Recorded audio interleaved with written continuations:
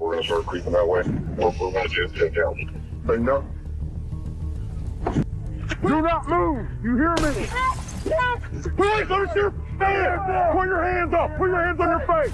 Put your hands on your face! Sit still! Hit your face, driver! Keep your head to your face! Do not move! Go to the ground! Go to the ground! Go to the ground! Babe, what's going on? Why are we on TV? Talk. Those chilling words marked the beginning of a nightmare. On December 7th, 2018, Georgia authorities stumbled upon a scene so disturbing it left even veteran officers shaken. Inside a locked apartment, they uncovered the grisly remains of a brutal murder and the horrifying truth that this was the home of a killer couple already on the run. But who were they really? And what twisted reason drove them to kill again and again? Stay with me, because the deeper this story goes, the darker it gets. I just at this point feel like I need to kill myself because of what I've done. Will I be able to contact family before we go to jail? On December 7th, 2018, around 10:15 p.m., officers in Gwinnett County, Georgia, responded to a 911 call reporting a car accident on Leland Place Lane in Lawrenceville. The caller claimed his friend had been struck by a vehicle. When police arrived, they discovered a man lying near a tree close to an apartment building, bleeding heavily from the head. The victim, identified as 32-year-old Marcos Guerra Lopez, a Mexican immigrant, was rushed to the emergency room but sadly did not survive. His injuries were severe, with blunt force trauma to the head causing a skull fracture and damage near the eyes. Strangely, there were no other visible injuries on his body, which made investigators question whether a vehicle was truly involved. What initially appeared to be a tragic accident soon turned suspicious, prompting detectives to dig deeper into what really happened that night on Leland Place Lane. 2 days into the investigation, detectives began retracing every step that led to the death of Marcos Guerra Lopez. Their first move was to meet the man who had called 911, a construction worker who also happened to be Marcos's friend and co-worker. He explained that just 2 weeks earlier, Marcos had returned from visiting his hometown in Mexico. On the night of the incident, they were using a dating app called MeetMe to find Marcos a companion. I'm Detective Smith. You're not in any trouble. All we care about is finding who did this. Does his family know what happened? Yes. Okay. So start from the beginning on Friday and tell me how you got to that point. That day we were in construction. Lunchtime we were looking at the midnight. Through the app, they connected with a woman named Glenda Williams, who claimed to have an empty apartment they could use. I saw that girl, Glenda Williams, on the MeetMe app, and she was giving out her phone number, say money for. That's all her, like, for him. Mm-hmm. Because he doesn't speak English, right? Yes, because he just got here to Lawrenceville like 3 weeks ago from Mexico. Okay. Glenda asked if they had been paid that Friday, and Marcos, who had recently been paid, was carrying between $1,000 and $2,000. He sent her a picture of him, and she's like, "You're sexy, beautiful, and all that." And she's like, "You must have just got paid." Why did she say that? I don't know, because like probably was Friday. And she told her like everybody got paid on Friday. How much did he have on him? I'm guessing like between $1,000 and $2,000. Okay. So you guys get there. Where's she at? When we got there, she was already lined up for us to follow her. When they arrived, Glenda was waiting in a red SUV and led them to the apartment complex. Marcos followed her inside, but moments later, a man, described as black, got into the same red SUV, which quickly drove off. She said, "Come on, follow me." I saw him going there, but I didn't see him. Do you know if he went up the stairs? Do you know any of that? No. After a while, I saw like a black guy walk out of that corridor. Okay. And I got in the SUV. So he got into that red SUV? SUV. Okay. And took off. Like, that must be like the girl's pimp, Glenda Williams. Not long after, Marcos's friend received a disturbing call. A man on the line warned them to come immediately, saying something had gone terribly wrong. When 8:50 and 9:10, the guy called us and said, "You better come and get this. We beat him up and he's gonna die like in 30 minutes if you don't come and get him." And I heard Marcos like screaming on the background, like screaming like painful screams. We're looking for him. In the background, Marcos's painful screams could be heard. After searching frantically, they found him lying outside the building, barely alive. What did this Glenda girl look like? You showed us her on the meetup out, right? Mm-hmm. Did you find her on Facebook or anywhere else?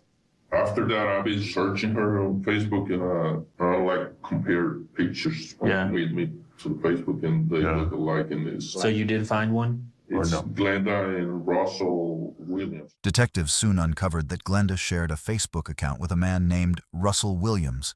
The couple often sold items online, and Russell owned a red 2007 Mercury Mariner, the same SUV seen that night, registered to the same apartment complex. When detectives arrived at the apartment complex, they were met with unsettling news that deepened the mystery. Patrol officers at the scene informed them that just a few hours earlier, another man had fallen victim to a nearly identical crime. He too had been lured to an apartment with the promise of paid companionship, only to be attacked and robbed. Lease records from the apartment revealed the suspect's full name, 20-year-old Glenda Carter. Before being rushed to the hospital, the earlier victim had described a short white woman with black hair who had led him into the apartment, where he was beaten with a baseball bat. With two nearly identical attacks occurring within days, detectives knew they were facing multiple suspects. Searching the apartment linked to the crimes, they found it deserted. But what they discovered inside was chilling. We are going to go into the apartment and see if we can find any of the objects that could have been used to hit either of the victims. We're going to be looking for blood, just anything that will help us identify the people staying in the apartment. Maybe blood drops on there. That looks like it though. The master bedroom was soaked in blood, splattered across the carpet and walls, with a bloody handprint, marking a desperate attempt to escape. It was now clear both victims had been held in the same room. Despite canvassing the neighborhood, no one had seen or heard anything.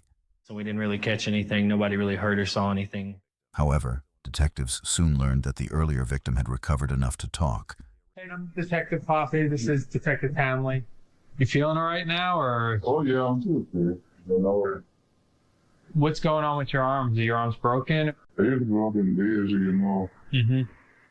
We're trying to get a little more information on what happened yesterday. You went to the apartment complex? Is that where this happened? Me coming there, yeah. Well, that girl I see. His account revealed two male attackers, one tall, stocky, and black, wielding the baseball bat. They say a man's 34. She worked for me already. Open the door and everything. When I go inside, the two guys coming. I try to open the door. One attacks me to the back. When he come around, the other guy hit me to the back in my head. With the bat? Yeah. I hit it, one that guy. When I hit it, the guy go to the store and took the other one back. Later, give me like 2 or 3 more bats. That's what happened with my hand. He asked me for the wallet. He wanted some money. Yet he could not identify Glenda or Russell Williams from photos shown to him. You don't see anybody in there? No.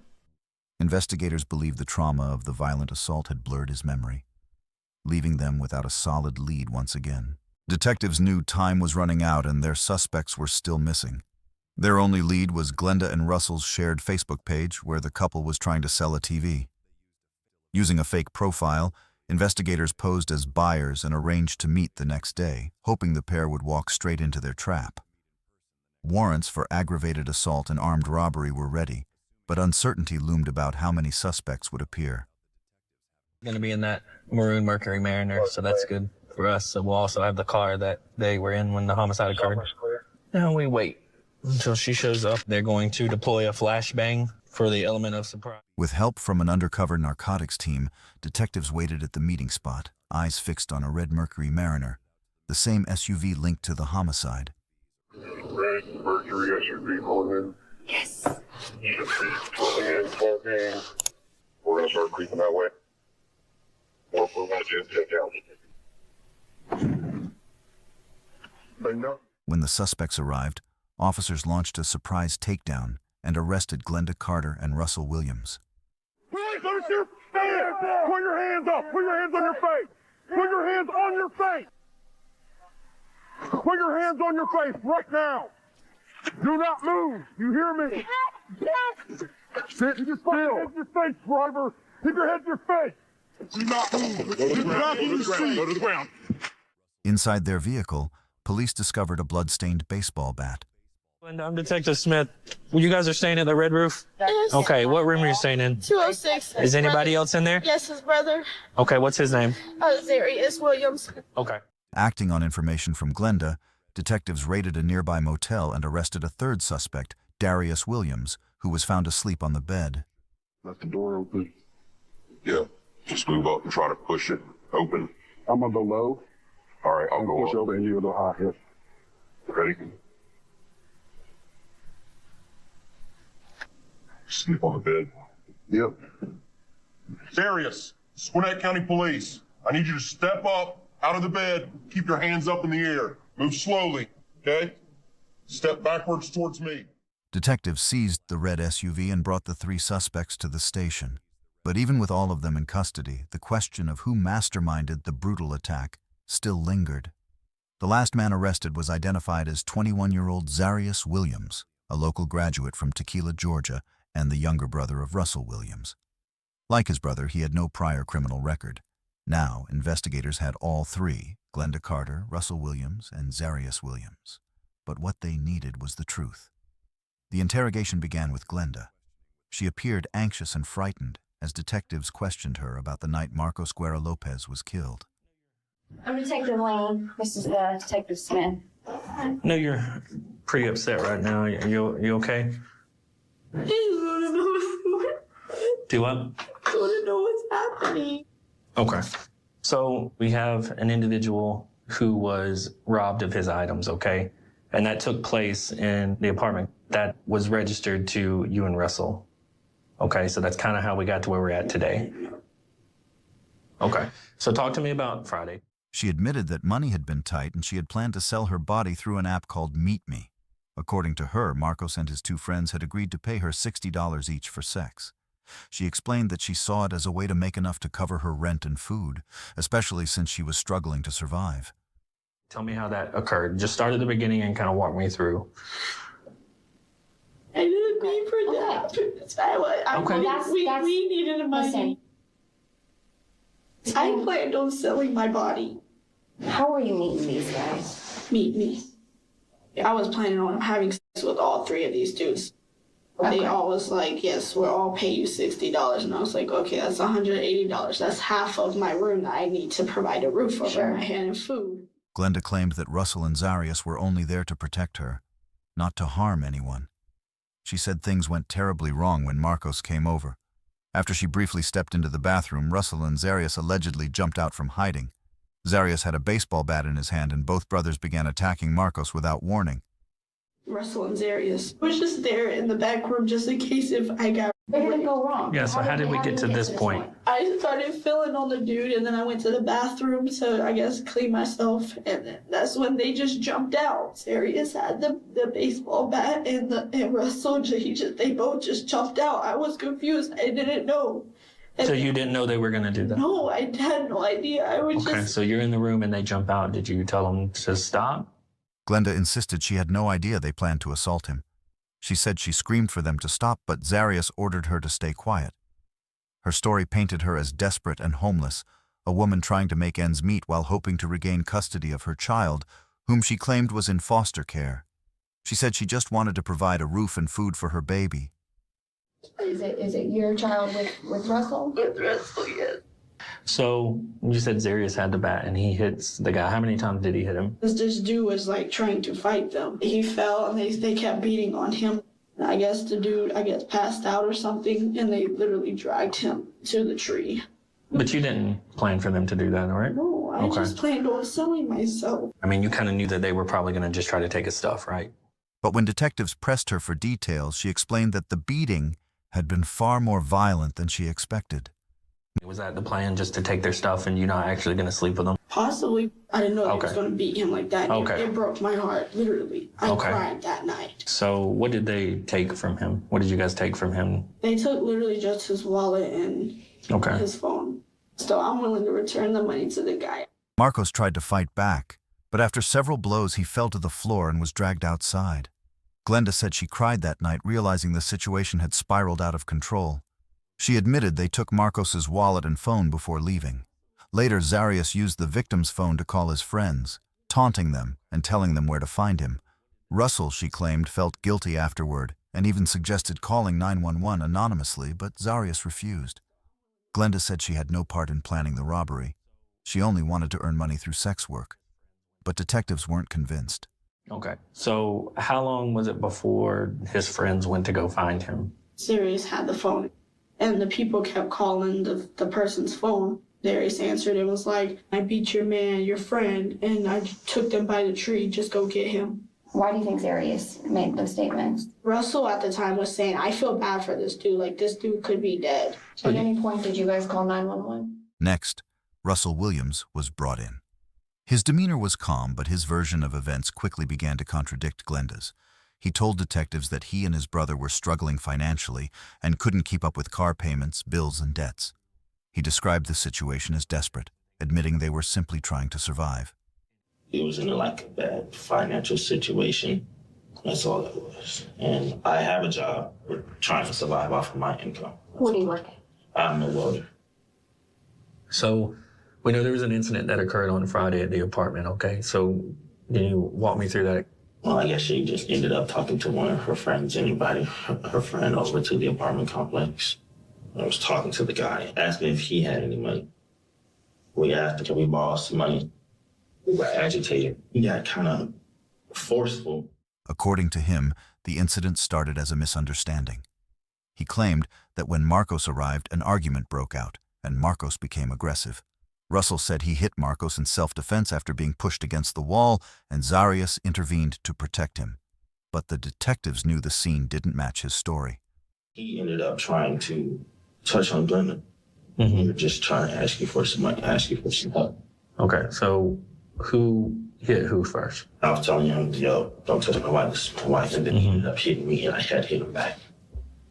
I actually just pinned him down, actually, honestly.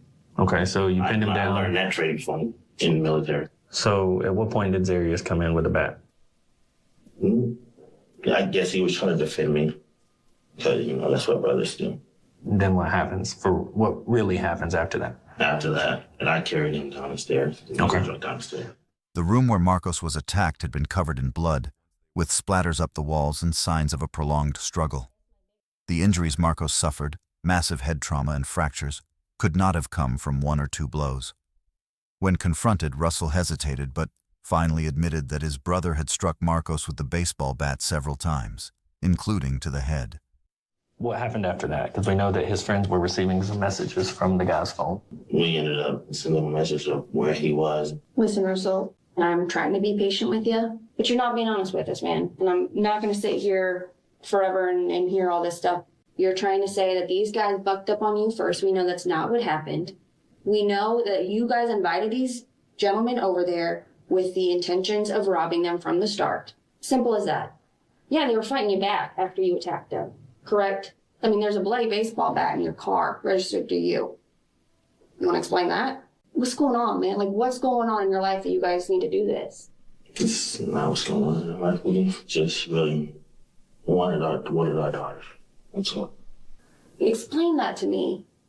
When did you lose your daughter? We couldn't afford to take care of her, so now she's in foster care. I don't know how, but somewhere down the road we became financially behind. All the bills that we had, like a car note, car insurance, we had credit people to pay back.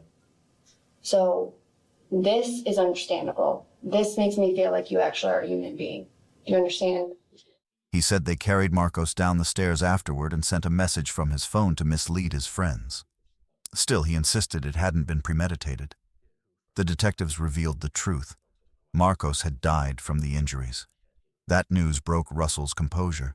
He claimed he never intended for the man to die and blamed the situation on financial desperation.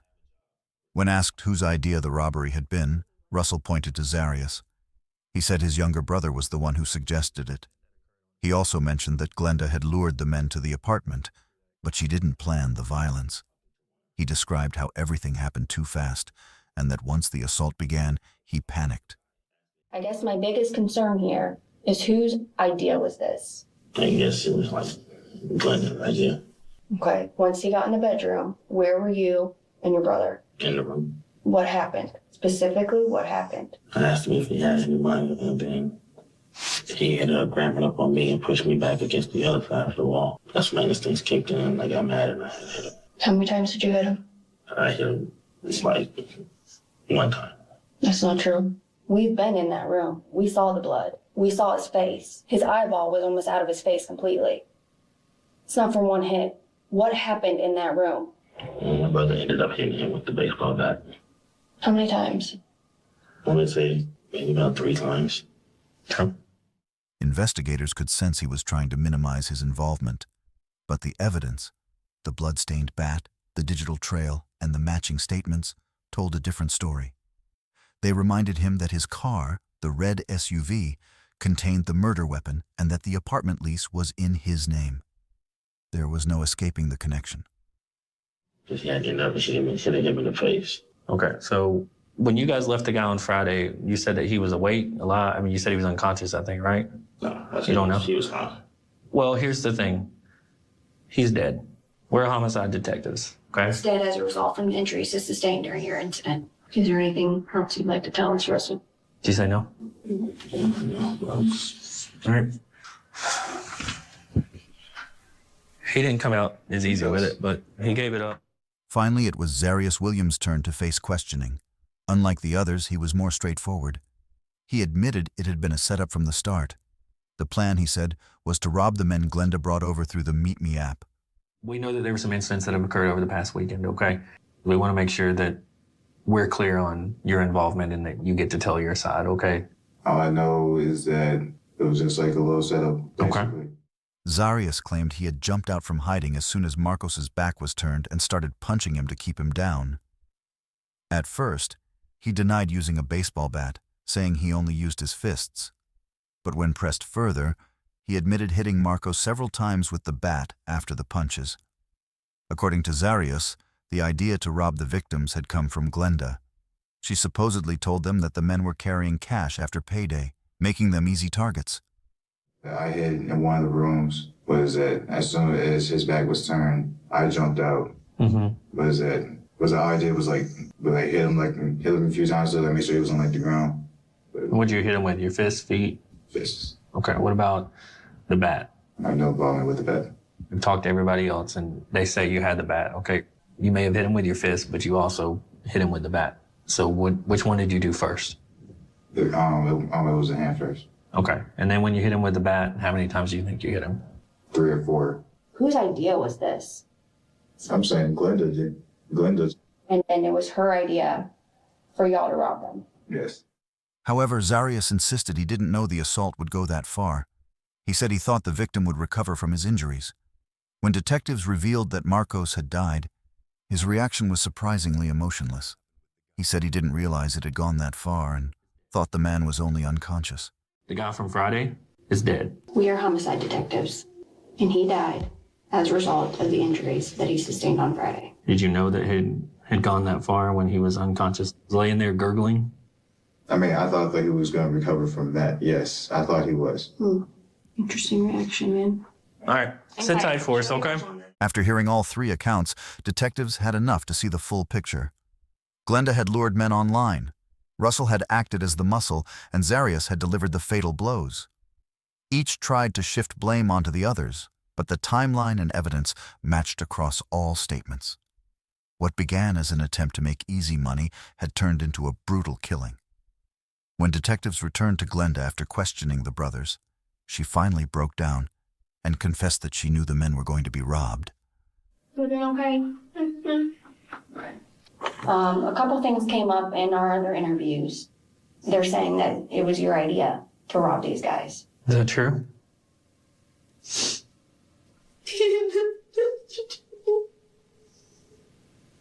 I didn't help them do it. I just brought the guy. I didn't know what to do.